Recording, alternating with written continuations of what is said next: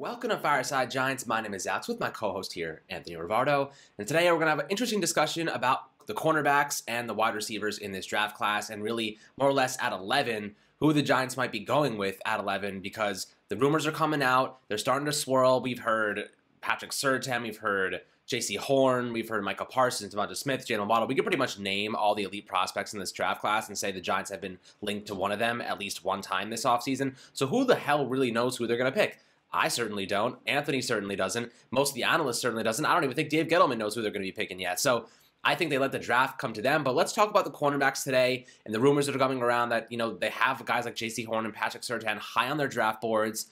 And they do also have Devonta Smith and Jalen Waddle high on their draft boards. And let's, have a discussion on why they would pick one or another. Is it worth taking quarterback over a wide receiver or vice versa? Why would that decision be made? And what should the Giants do? But Anthony, my friend, before we dive into this interesting topic, how are you doing today? I'm doing great. I'm ridiculously excited because it's finally draft week, okay? The draft is just a few short days away, so we can put all of the speculation, the rumors, all that stuff can go to bed, go to sleep for another calendar year until next year's stressful draft season, of course. But I love draft season. It's one of the most exciting times in the NFL's whole period, even during the regular season, everything. The draft season is really one of the most exciting parts of the NFL's calendar year. So I can't wait for the draft to take place, and this is going to be an exciting one for the Giants. As Alex mentioned, we have no idea what the Giants are going to do with number 11 overall, and I think that's super exciting. We know what their draft board just might look like according to some sources on the inside and some rumors that we've heard, but for the most part, we're all very confused, and we all really don't know the Giants' true plans. But one thing that we do know is they have a lot of really solid, intriguing options to go with at number 11 overall, and quite a few elite prospects that should be on the board for them to choose between. So can't go wrong in this year's draft for the Giants. I think that if they somehow screw it up, I really don't see how they could, okay? The only way that they could is if they take a guy who's supposed to be like a second-round prospect like Gregory Rousseau. But other than that, looks like we're sitting pretty, and we should walk away from the first round with an elite draft pick, and I can't wait for that. It's going to be one exciting Thursday night. The tale of Gregory Rousseau is one that'll be told for ages, Anthony. It's like a Game of Thrones episode. The guy was living mighty and high, and his kingdom got pillaged by the Targaryens. Unbelievable what has happened to this man, going from like literally a top 10 pick to a second round selection, or people projecting him there at least. And then you have Mark Ross over here still having the Giants going for him at 11. I don't know where this guy's head's at, and I guess the Giants didn't either since they got rid of him. But interesting scenarios, man. Gregory Rousseau, obviously not really high on my draft board. If he's there in the second round, maybe you take him for the athletic upside. But even then, there's some players I like better, especially if we go with a playmaker on the offensive side. You kind of need that offensive lineman in the second round, or a pass rusher. We'll see how that goes. But let's talk about the cornerbacks here. I have Patrick Surtain as my number 1 corner on the board. I have J.C. Horn at number 2 and Caleb Farley as number 3. I know Anthony's has a little bit of different of a layout there, but I just don't like Caleb Farley's injury history. Injury histories are really bad this year, with even Jalen Phillips' concussions. We did a film breakdown on him. Go check that out. Really, really cool. You have, obviously the Caleb Farley, he just had back surgery, so that's kind of a problem. And, who else? I mean, you have Landon Dickerson, who just got his medicals back, and they did not look good. Apparently, most teams almost failed him for the medicals, so that was not a good look for Landon Dickerson. That might be somebody to keep an eye on for the Giants, who have been rumored to be interested in him. Another Alabama guy, and we know how much Joe Judge loves those Alabama guys. But that brings me to Patrick Surtain. The Giants just spent 3 years, $39 million on Adoree Jackson to shore up that CB2 spot. We had the rotation of Corey Ballantyne and Isaac Yiadom and Ryan Lewis, these no-name guys who probably shouldn't even be on an NFL roster, some of them. Getting significant snaps. I mean, the Corey Ballantyne experiment lasted 1 game, and then his snap share went from 99% in week 1 to like 50% in week 2, and then 1% in week 3, and then they just cut him. Ended up on the Jets. Ryan Lewis, injured. They just waived him. A pretty, just strenuous situation for the Giants at CB2. They managed to kind of get through it despite all the issues they had. So now you have Adoree Jackson, you have James Bradbury, you have Julian Love, who I think is more than capable of filling in if you need be. Isaac Yiadom, who took a massive pay cut to stay with the team. And then you have Sam Beal making a comeback. So I think that's enough depth. I think Julian Love's enough depth. I think Isaac Yiadom's enough depth. We don't need to go out and sign another cornerback, or rather draft one in Patrick Surtain or J.C. Horn or any of these guys, because we have the depth there.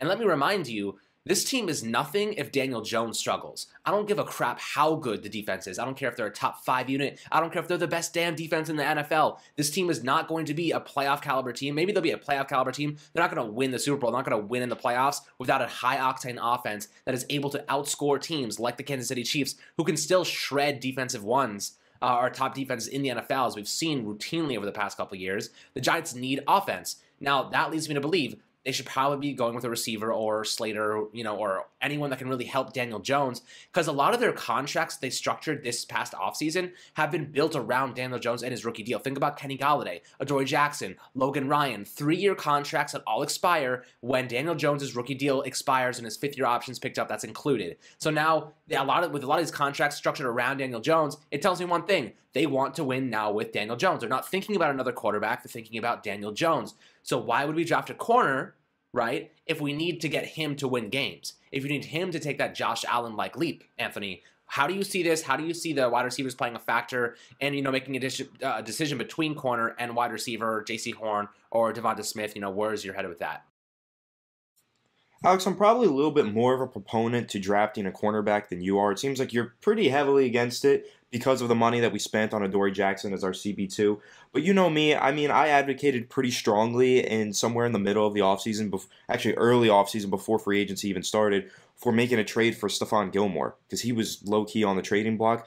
That trickle-down effect, getting as many talented cornerbacks on your roster, creating as much talented depth at cornerback, and then having your number 1 corner now guarding your number 2 receiver or your number 3 receiver in this case for the Giants, right? You just have so much talent at cornerback, and that's really a formula for winning in the NFL in recent years, having a really strong secondary, shutting down opponents' loaded wide receiver corps, every team is just loading up on wide receiver talent, right? No corpses. And they're getting all, yeah, I know. I always make that mistake because I'm reading the word but whatever. Every team's loading up on wide receiver talent. How do you counterattack that? You load up on cornerback talent. You get as many coverage man-to-man cornerbacks as you can, and you have a really solid group of corners to shut that down. Now, the Giants now have 2 premier outside cornerbacks, right? That's what we believe with Adoree Jackson and James Bradberry, and we see a lot of potential with Darnay Holmes in the slot. But if you add another guy into the mix, like a J.C. Horn, like a Patrick Surtain, you're just getting the arguably best, that should be the best secondary in the NFL. And then you're going up against the best receiving core in the NFL, and you're better than that in your secondary. So you can really do a lot there. I think that would be huge for the Giants. So I'm a little bit more of a proponent of that than you are, Alex. But of course, I'm also a proponent of taking one of those 2 top-tier wide receivers that are going to be on the board. I love Jalen Waddle. He's my wide receiver 1 in the class. If he's there at 11, I would love it if the Giants took him. Now, he might not be number 1 on my draft board for the Giants at number 11, but he's absolutely in the discussion for number 1. And I think that when you're making the case for this is Daniel Jones' year, this is his breakout year, absolutely. You look at the wide receiver position. You say, okay, we give him Kenny Golladay. He still has Shepard. He has Slayton. And he has Kyle Rudolph. And he has Evan Engram. But if you add Jalen Waddle into the mix, again, like with the cornerback position, you're creating that trickle-down effect. You're getting your best receiver, and now your number 2 receiver is now way better than your previous number 2 receiver, and your number 3 receiver is now way better than their number 3 cornerback, right? So you're creating that trickle-down effect. You're creating all of these excellent matchups on the field, and that is obviously super beneficial for a young quarterback like Daniel Jones, who hasn't necessarily stuffed the stat sheet in his first 2 seasons. He's shown a lot, and he really did show a lot of improvement in his second year, especially in the second half of last season. But you can always get better, and you can always give him as much help as possible to help him break out and establish himself as a franchise quarterback in year 3. So I do think that the Giants, they are strongly considering some of these top receivers, and they absolutely should, because they're game-changing players that will help Daniel Jones tremendously. Yeah, I'm going to argue against the cornerbacks specifically because it just doesn't make any sense to me personally. You don't spend $39 million over 3 seasons to go and draft a cornerback who likely isn't going to make an instant day 1 impact unless you're starting him in the slot. And what I mean by that is I have a lot of faith in Darnay Holmes. And that's a guy I didn't mention before. I really like Darnay Holmes. I think, we've spoken to his trainer, Brian Walker. He's like, that guy has the capabilities to be an elite player. I don't think stifling his progress, stifling his development by drafting a round 1 guy over him would make any sense personally. You have your cemented starters at CB1, CB2, and Bradberry, and then you have Jackson. And, then you have Darnay Holmes, who I thought looked pretty good when he was actually healthy and playing last year. Had a couple injury hiccups, yes, but that could happen to any player in the NFL. I'm not going to sit here and draft somebody because I'm worried about Darnay Holmes getting injured when he's healthy right now. And Adoree Jackson is healthy right now. You can't predict injuries. You never know if a guy will play a whole season without missing a beat, or he'll go down week 1, with whatever. So I'm not going to sit here and say, like, I'm giving up on Darnay Holmes, because I'm not. And Dave Gettleman even said it best. They need a day one impact player. They need a day one impact player. So why are we talking about a cornerback? Why are we talking about a cornerback? Because he's not going to make a day one impact. Cornerbacks oftentimes need a year or two to actually get their feet wet in the NFL before they take that big developmental leap forward. That's how I feel about it. That's how I feel about corners. I'm gonna have to disagree a little bit here. I think that J.C. Horn, if the Giants were to draft him, he is a day one impact player, and it's because of his track history playing in the SEC and kind of dominating the SEC in college. So notable performances by J.C. Horn. This is via PFF. Against Jalen Waddle, 1 for 1, 12 yards. Against Jerry Jeudy, 1 for 1, 7 yards. Against Justin Ross, 2 for 4, 14 yards. Against Kyle Pitts, 1 for 3, 20 yards. Against Seth Williams, 1 for 9, 44 yards, 2 interceptions. Against Elijah Moore, 7 for 10, 47 yards, and that was in 2 games. And then another really great stat, the only wide receiver to ever record 50-plus yards in a game against J.C. Horn is Devontae Smith with 60 yards. J.C. Horn went around the SEC and locked up every premier wide receiver that he faced. That dude is day one ready. He is talented. The Giants want to run more press man-to-man, and that's what he excels in. And that's the report. The Giants are really looking to run more press man-to-man. You need as many talented cornerbacks as you can get on the field to run efficient press man-to-man. I think that, if they take J.C. Horn, I think some fans might groan and moan, but then he steps onto the field, and he's going to go up against wide receiver 2s. He's going up against legitimate wide receiver 1s in college with those stats, and then he starts going up against wide receiver 2s, and he just starts dominating them, and then you have Adoree Jackson, or he's in the slot, wherever you want to move these guys around. You're really just shutting down an entire team's wide receiver core, and I think that would pay so many dividends for the Giants. And you know what? Sometimes an amazing defense also really helps the offense that struggles and could in turn help Daniel Jones in that way. So, plus you got to keep in mind this is a really deep wide receiver class. Giants can get him some wide receiver class later on in maybe 3rd, 2nd, 4th round. So, J.C. Horn, if they take him, I'm going to be excited by it, and I do think he'll make a day one impact. Yeah, I mean, that's the argument for the corners. J.C. Horn is a guy who really hasn't been in the spotlight, but he's very gradually climbed up the draft boards, and I love him as a player. I think he's phenomenal. I have him as my CB2 right behind Patrick Surtain, just because Surtain and with that Alabama connection makes a lot of sense to me for the Giants. But J.C. Horn is that perfect man coverage. He's a physical corner. He gets it done, obviously, against some really premier talent, but he's not going to help catch touchdown passes for Daniel Jones. And I'll tell you something else. Sterling Shepard has an out in his contract after the upcoming season. And the Giants could easily take that out, save the cash, and then rotate whoever they draft this year at 11, if it's a receiver, right into that position. They have their wide receiver 1, wide receiver 2. They save a bit of cash, and they roll it over into a position of weakness. That's kind of how I see this unfolding if it does work out that way. If they do draft a wide receiver like Devonta Smith or Jalen Waddle, I think that they will probably end up moving on from Sterling Shepard next offseason, and then, moving that guy into the wide receiver 2 role. You got Saquon back, Evan Ingram, obviously we'll see what happens with him because he's, in the final year of his rookie deal. But I do think that right now the Giants know if they don't draft a cornerback, their defense is still a top 5 unit or a top 10 unit, let's say at max, or a top 10 unit if they don't draft a cornerback, if everyone's healthy, that is. But their offense last year, 31st in the NFL, but right, what do they average, like 18 points per game? Even though they had a top 10 defense, like you mentioned, a defense can absolutely help an offense and help them stay on the field longer and help them get the ball in the end zone, but they're not going to score points for them. I do think that this defense was a top 10 unit last year, and the Giants offense still ranked 31st in the NFL in points per game. So I need to see more from this offense. I know we got Kenny Galladay, John Ross, who I'm not going to really factor in as much of a touchdown maker. He's more of like a 1 year, let's see what happens. But it's really Kenny Galladay's the main guy. You have Evan Ingram. You got Kyle Rudolph, who hasn't dropped the pass in 2 years. You got, Sterling Shepard. You got Dante Pettis, CJ Board, Saquon. Like, they have a good group of guys. But they don't have a good offensive line.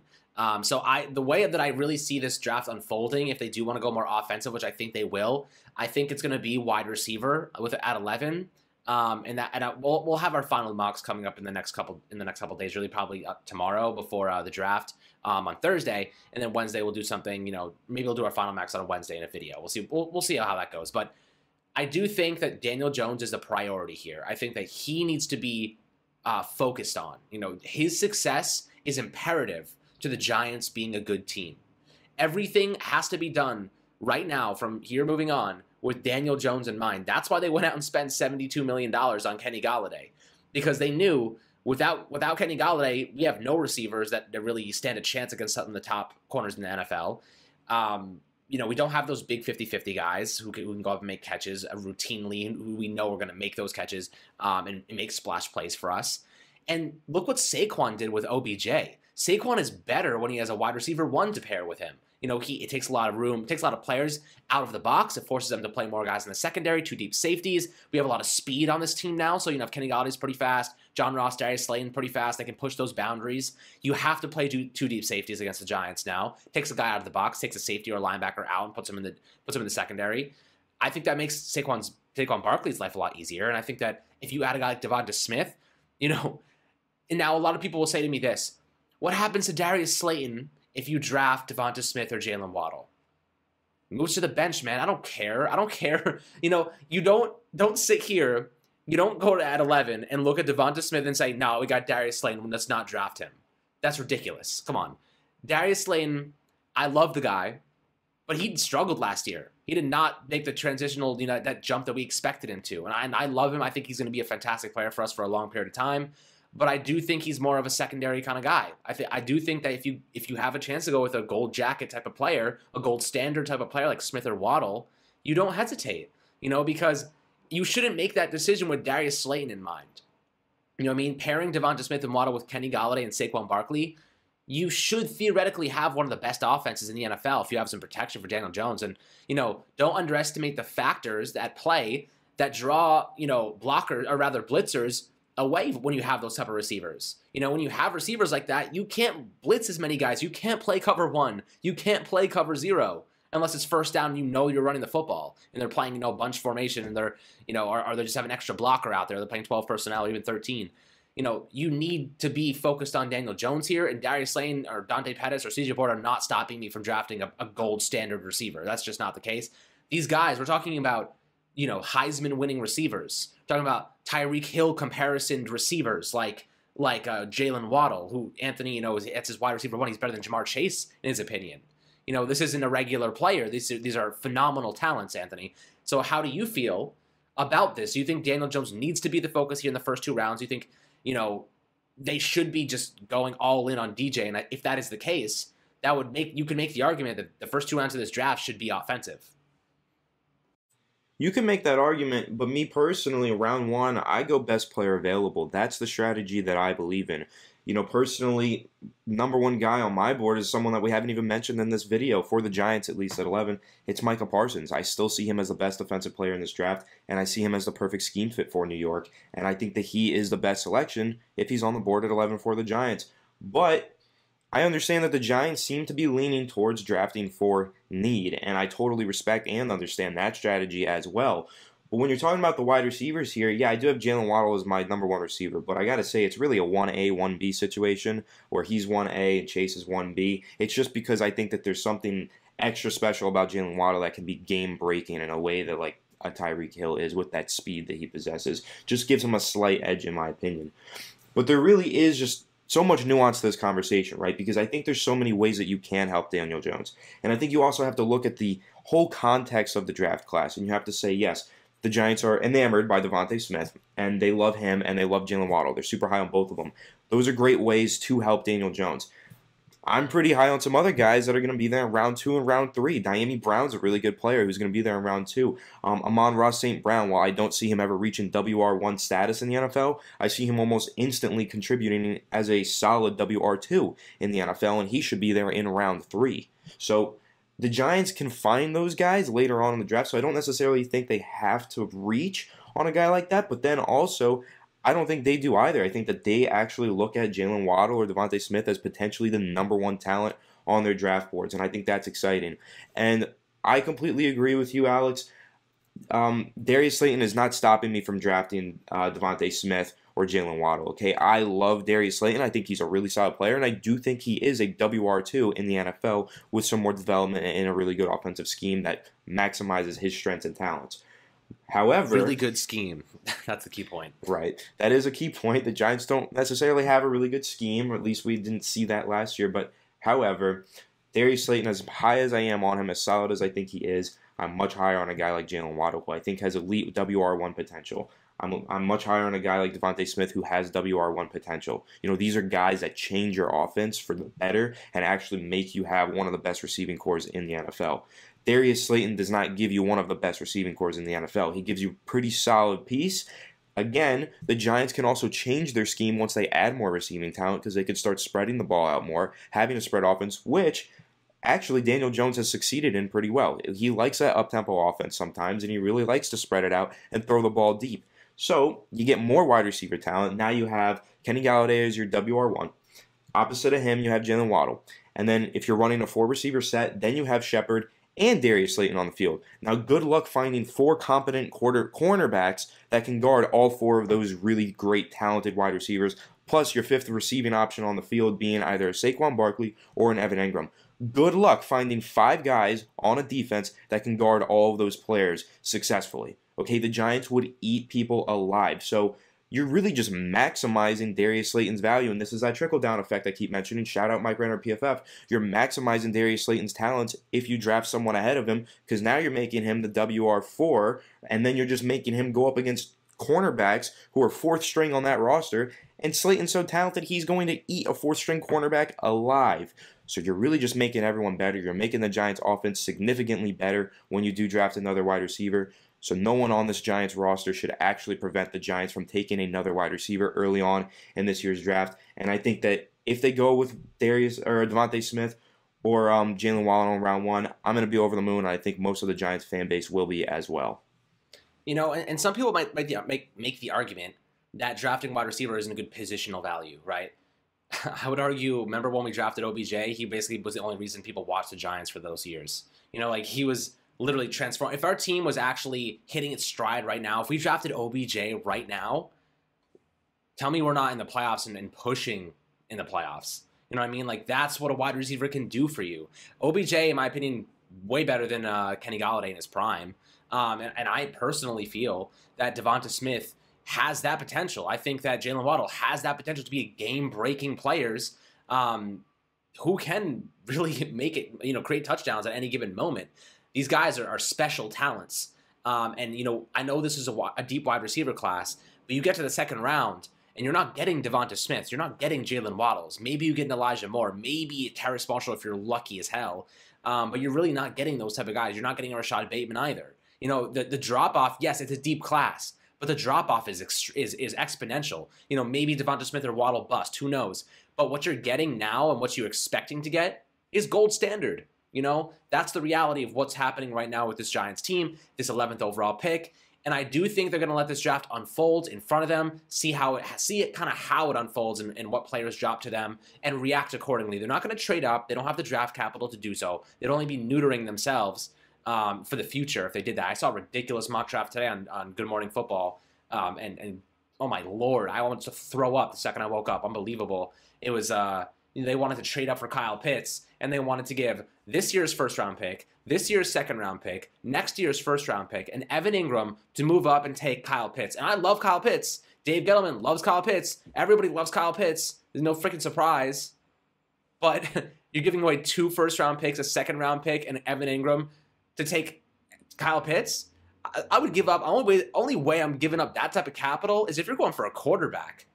There's no way I'm giving that stuff up for a tight end, even if it's a tight end / receiver / Megatron.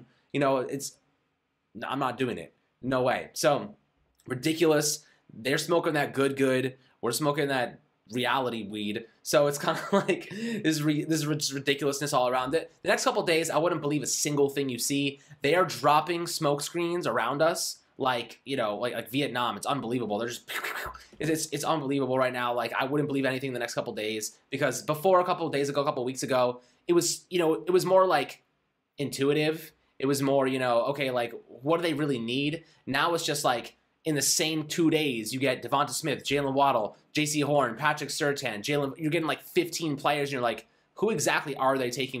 They want us to be confused. You better believe that those other NFL teams are watching them on social media too to see what they're doing. That's how a lot of them get their information. So they're going to drop the smoke screens. And I sure as hell can't see anything right now. So I don't know about you, Anthony, but I think we kind of wrap this discussion up on cornerback versus receiver. You obviously know what side I'm on. I'm on the receiver side. Cornerbacks, I would get it. I wouldn't be happy about it. But I'm sure the player that they get, if it was Horn or Surtain, would end up being very productive and a very quality player for us. So that would be amazing. But there are other players that we need now, and I'm sure they have them so closely graded on the board that you can go for need at 11. You can go for need and BPA at the same time, if that makes sense. Because if you have Surtain, Waddle, and Smith all graded with a 95 overall, just take the one you need more. And we need Daniel Jones to score points. We don't need a position battle at cornerback when we have 3 bona fide starters. That's how I feel. Yeah, you're on the side of wide receiver, and I really hate to do this, but I have to take the more neutral stance.